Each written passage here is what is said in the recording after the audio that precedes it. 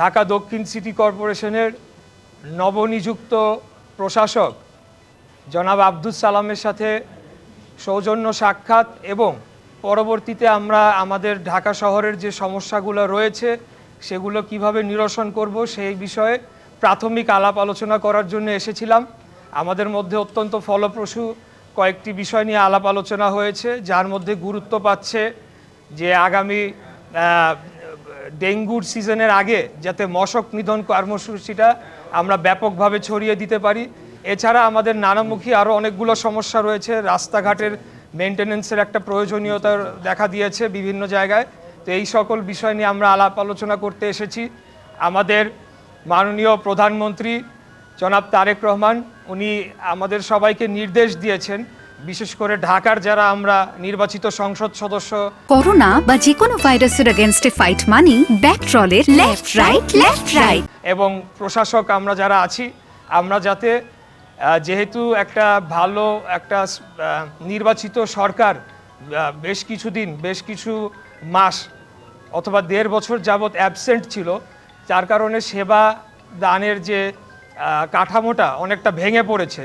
তো সেটিকে দ্রুততম সময়ে আমরা সচল করে নাগরিকদের কষ্ট লাঘব করার জন্য যেমন কাজ করব, এর পাশাপাশি সামনে আসন্ন যে থ্রেটগুলো রয়েছে, যেটা একটা আমি বললাম যে ডেঙ্গু, এরকম অন্যান্য বিষয় যেমন আবার বর্ষার মৌসুমে আসবে আপনার জলাবদ্ধতা, এই বিষয়গুলো নিরসনে আমরা সবাই একসাথে মিলে একটা টিম হয়ে আমাদের প্রাইম মিনিস্টারের লিডারশিপে আমরা কাজ করে যাব, সেটার জন্য আমরা আজকে এখানে এসেছিলাম। আচ্ছা, প্রথমে আসি যে ঘোষণার যে বিষয়টি হচ্ছে সিটি কর্পোরেশন ইলেকশন আমি একবার করেছি, আপনারা নিশ্চয়ই মনে থাকবে যদি আপনারা ভুলে গিয়ে থাকেন। 2020 সালের 2 ফেব্রুয়ারি সিটি ইলেকশনে আমি অংশগ্রহণ করেছিলাম।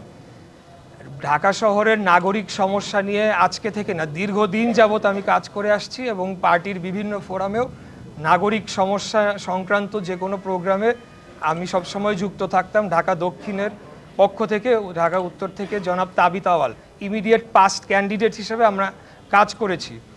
আমি যেটা সামাজিক মাধ্যমে বলেছি সেটা আমার ব্যক্তিগত অভিপ্রায়, তবে আপনাদের একটা জিনিস মাথায় রাখতে হবে, যেটা অবশ্যই সামাজিক মাধ্যমে হয়তো পুরাটা এইভাবে লেখা যায় না, তার আগে পরে কিন্তু অনেকগুলা কথা রয়েছে।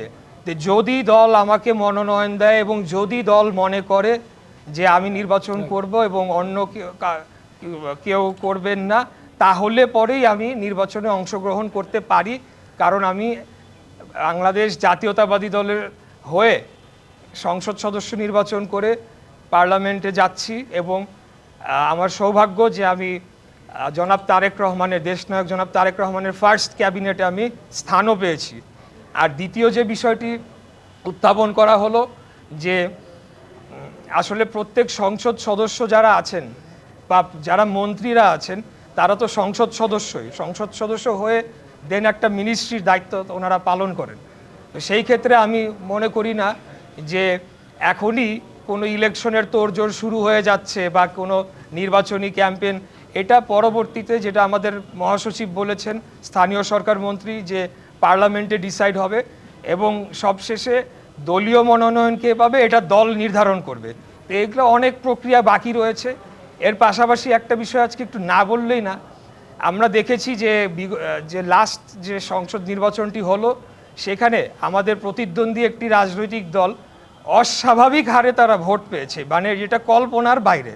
আমি আমার আসনের কথাই বলতে চাই, 1996 সালে সেখানে জামায়াতে ইসলামীর সর্বোচ্চ ভোট তাদের জীবনে 3000 ভোট পেয়েছিল এবং সেখানে হাত পাখা তারা পেয়েছিলেন 6000।